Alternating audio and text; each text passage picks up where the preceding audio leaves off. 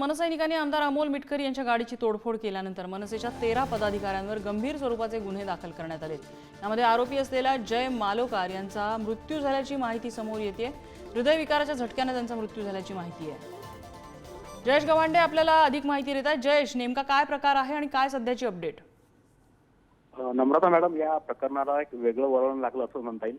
अकोल्यात आज आमदार अमोल मिटकरी विरुद्ध मनसे सैनिक असा सामना वाद जो झाला होता आणि आमदार अमोल मिटकरी यांनी राज ठाकरे यांच्यावर टीका केल्यानंतर अकोल्यामध्ये मनसे सैनिक जे आहेत ते मोठे आक्रमक झालेत।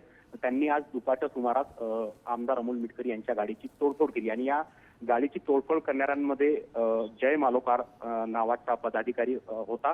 त्याच्यावर आमदार अमोल मिटकरी यांनी पोलीस स्टेशनला तक्रार दिल्यानंतर गंभीर स्वरूपाचे गुन्हे देखील दाखल झाले आहेत। दरम्यान जी तोडफोड झाल्यानंतर जय मालोकार यांना अस्वस्थ वाटायला लागलं होतं। त्यानंतर त्याला एका खासगी रुग्णालयामध्ये दाखल करण्यात आलं होतं आणि त्यानंतर सायंकाळच्या सुमारास त्याचा मृत्यू झाल्याची माहिती समोर येत आहे। नम्रता मॅडम, धन्यवाद या सगळ्या माहितीबद्दल।